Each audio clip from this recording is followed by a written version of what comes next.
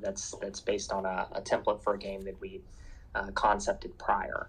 And the thing that makes Crypto Unicorns special is ultimately all these different systems and how they interplay and work together. We're really big believers that you need to be successful in building a open, community-owned economy. You have to have an economy that's large enough, both horizontally and vertically deep, that allows players to specialize.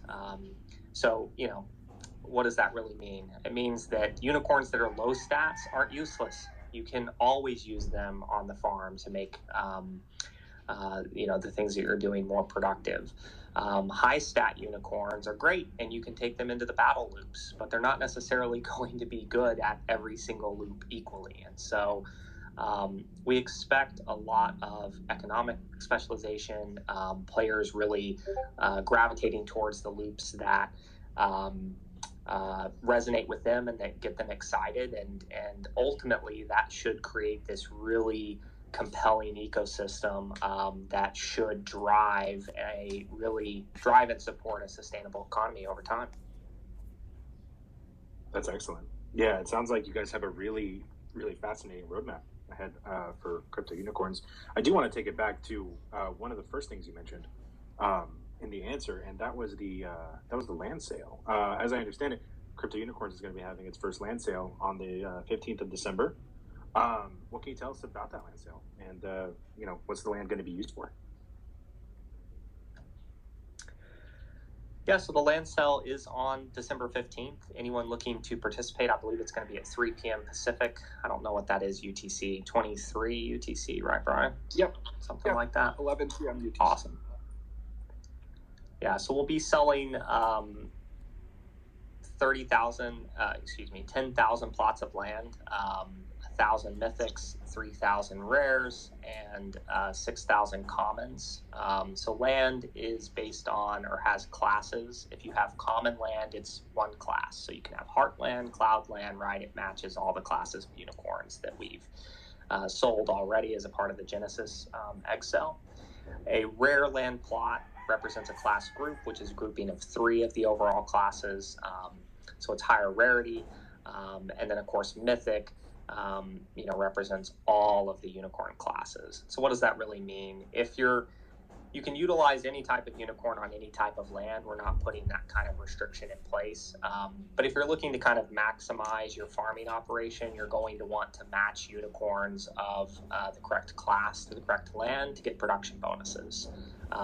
So the nice thing about rare is if you have Cloud and Heart, which are part of a singular class group, you can actually utilize and get the production buffs and bonuses from both of those classes, having just one piece of rare land. Or you can take a strategy of taking multiple pieces of common land and stitching them together to kind of create an estate. And so we have this whole system around adjacency bonuses and things of that nature that I would encourage anyone looking to participate in the land sale that they kind of check out our blog and Discord and white paper to figure out what's going to be kind of an optimal configuration for their land. And of course, Polygon Studios will be, doing some co-marketing for that land sale on December 15th, and hopefully leading up to it. Aaron, fantastic. Or yeah, for sure. Aaron or Brian, I definitely want to give you guys a chance to, talk about all of the upcoming features. I know that, well, this one's a little retroactive, but the eggs that were recently sold out last month, they hatched. How's that reaction been post reveal? It's been very overwhelming. It's been incredible to see. I think last I checked today, we've had almost 7,000 of the 10,000 hatched. And yeah, it's just been crazy. I mean, we sold them all in less than 16 hours. Put 1,000 ETH into the treasury, and have already crossed. I think we're nearing 1,200 ETH in secondary volume. So it's just been fantastic to see the community response and just the excitement. Big moment for me was watching one of the people that streamed it live opening eggs with his daughter.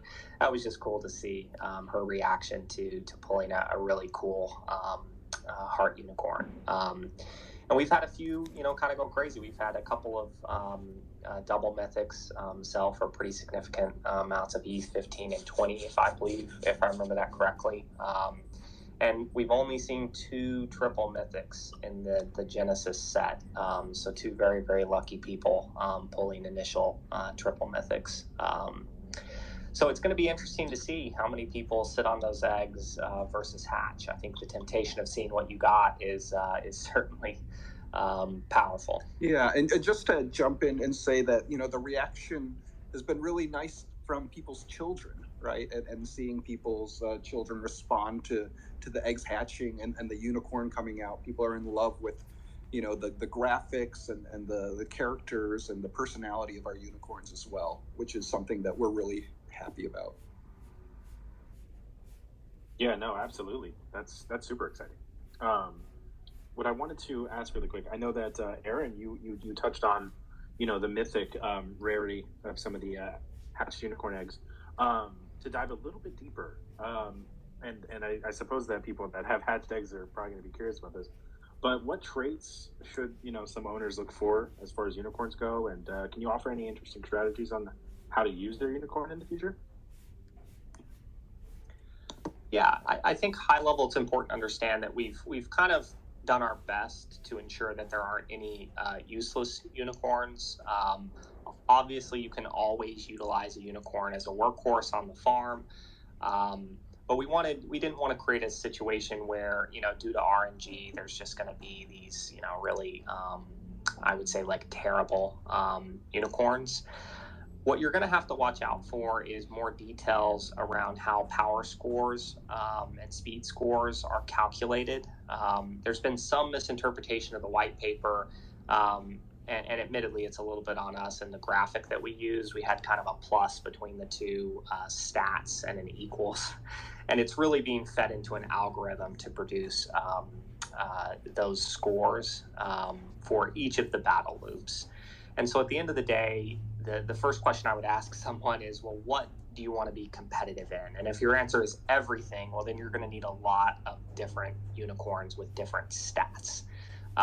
If you're trying to specialize in jousting, you're obviously going to want speed and acceleration and power. Racing will favor endurance over raw speed and acceleration. And then, of course, Team RPG just blows up the matrix depending on whether unicorn is a tank or not, and there's just a ton of different strategies that will come out of Team RPG. So it's impossible for me to tell you here's the exact unicorn that you want. I think right now if you've pulled a mythic, that's great. I'd certainly hold on to that and try and breed the mythic bloodline. Like I was saying, we've only seen 2 triple mythics. Those were extremely lucky for the players that pulled those. I don't anticipate we'll see many more in the Genesis set. And there's still quad, epic, and legendary mythics, which would be a full part set and a 5 out of 6 part set in relation to the epics. So a lot of potential there if you have a mythic to find another mythic, breed with it, try and produce a bloodline of mythics. Obviously, mythics do also naturally have higher stats, etc. But generally what I'm seeing is like right now, if you have any stat over 200, you're doing pretty good. And I think as we release more details on the scores and how the jousting system is going to work, I think you'll be able to determine whether or not your unicorn is going to be competitive in that loop or not. And of course, once the loop launches, I would suggest people test and kind of see what happens. We're always going to err on the side of keeping some details back so that we can really let the people in the community that want to dig in and kind of learn by trial and error and build a mental model versus just telling people here's a menu. So sorry if I'm being cagey, but part of it is certainly intentional to benefit the players that are going to put in the time to learn. No, absolutely, and thank you for explaining. I love that everybody has a unique experience, no matter what type of unicorn they get. Brian, I wanted to see if you had any insight, anything, any. Aaron, you were going to say something? Sorry. I was just muting. Oh, okay, gotcha. Yeah, no. Brian, I wanted to pass it off to you if you had anything, as far as strategies or stats or any sort of insights as far as individual unicorns go. Sure. Well, yeah, like Aaron said, we aren't really able to reveal, all the details just yet because we do want to leave that, for the players to discover as they play the game themselves. So I don't want to really give any more information on that topic beyond what Aaron said. But that's perfect. No, that's totally fine. Just leave it there. Yeah. Totally fine. Yeah, let's go ahead and get into the next topic. Admittedly, probably a bigger topic. As I understand it, Crypto Unicorns is meant to be a community-owned game run by a DAO, which is interesting. Can you guys explain what that means and what steps you guys are taking to make it, to give it that community-owned feel? Sure. Yeah, absolutely. So it all centers around the Rainbow token. That will ultimately be the governance token for the Crypto Unicorns.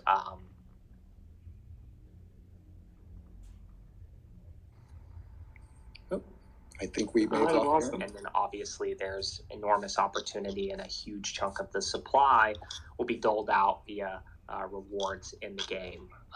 So I think we have Aaron, a pretty we lost you for a quick second standard in a space that hasn't been around very long, but a pretty standard token distribution schedule and plan to actively decentralize over time. Did I cut out? You did. I think the first time you cut out was you were starting to explain about the Rainbow governance token.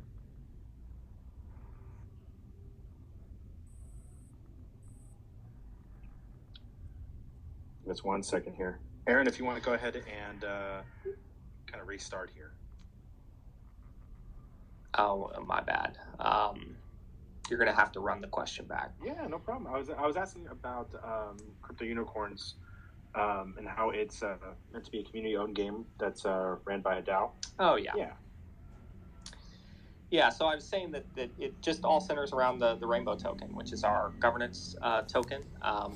Just before the launch of the game, we'll be running a public IDO, details to follow, stay tuned, Medium, which will get the token out there and give us some initial float.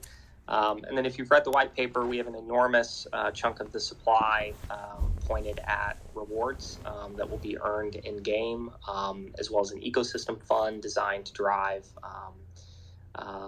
and build this community over time. And so what this will look like is post the launch of the token, in February, just before the game launch, we'll then release a staking and voting dashboard. You'll be able to stake the Rainbow token and vote on governance proposals. And, the dream is to incrementally step further and further back and hand more and more control, not just over the treasury, but over the direction of the Crypto Unicorns IP to the token holders, of which we plan to be very long term.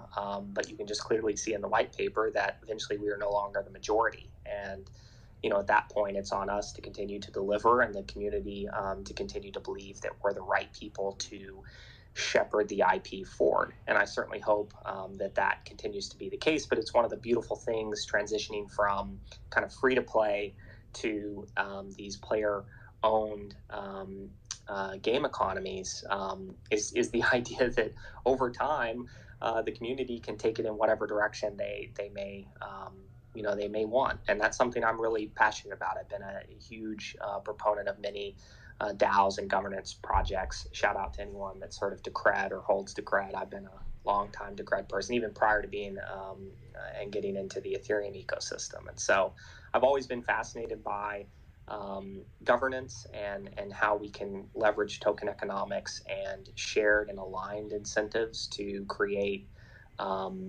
create value for a community. And I'm really, really fascinated and kind of happy to be early to this space. I'm sure we will make mistakes, and I think that at the end of the day, it's kind of on the community to judge those, and hopefully we can collaborate to ultimately really build something incredible here.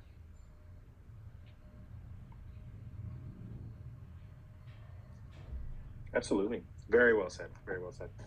Brian, did you want to add anything to what Aaron said?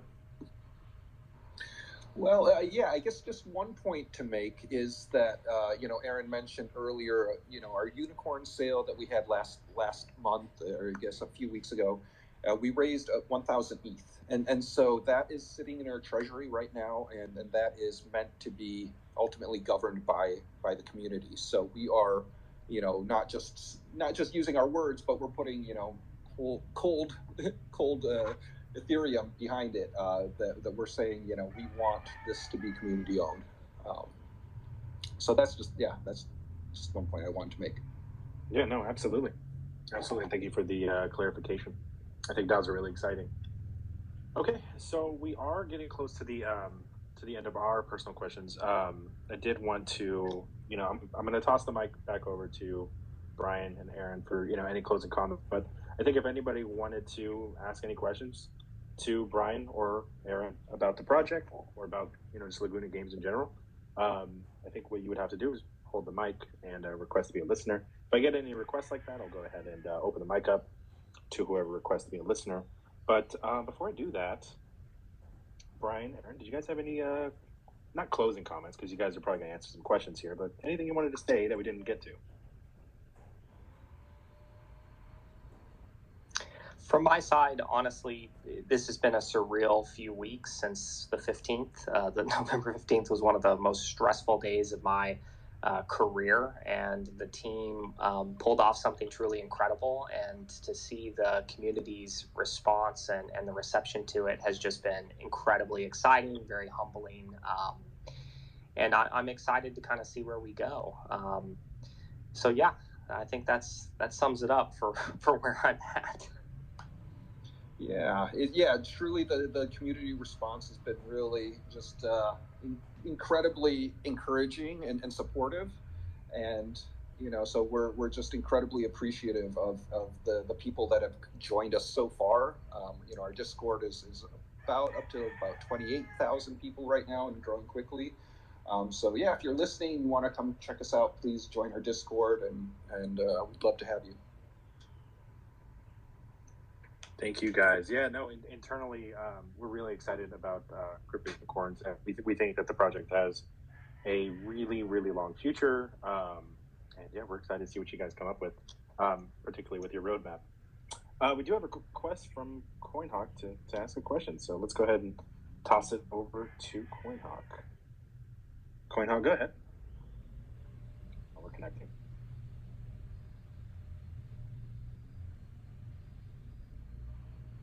Okay. CoinHawk, you are clear to ask your question. Okay, great. For starters, great job, you guys, on the game. I'm involved in a lot of projects, and so far this launch has been, top tier. A question, very simple, because I've read the white paper so many times that I'm trying to dig into specifics a little bit. I understand all the other attributes of the unicorn. Can you give me some insight on what the in-game mechanics for Magic will be? Thank you. Very good question. Magic is going to be most important in Team RPG, and you're going to see some elements in racing, and I would say it's least important as an attribute to jousting, and at least the first incarnation of what jousting will be. And all I mean by that is we'll likely layer additional features on top of the jousting system over time. Anyway, so if you're looking, and wanting to optimize for magic attribute or high magic stat unicorns, I would say they're probably most valuable in Team RPG, and then second in racing, and third in jousting. Okay. Well, thank you for answering his question. It does look like we're at the end of user questions. I really appreciate you guys coming on and giving us all that context about Crypto Unicorns. For anybody that was interested, they are Crypto_Unicorns on Twitter, and definitely check them out on Discord and join that pretty large community. Did you guys have anything you wanted to close out? If not, go ahead and end it here. Well, I did just want to mention that, yes, we are having our land sale on December 15th. So if you are interested in purchasing land, you will need to be whitelisted. And in order to get a whitelist, it's a very easy process. Just hop over to our Discord and you can follow some very simple instructions and get whitelisted very quickly. Perfect. From my side, thanks for joining. Appreciate the time. Come hang out with us in Discord. I'm around. You'll find me under Darth Schmitty. Hit me up with questions, comments, concerns. I'm looking forward to hearing from people. And thanks again to Polygon for hosting. Absolutely. Thank you, guys. You guys are super welcome. Excited about your project. All right, everybody. Appreciate the time tonight. Have a good one.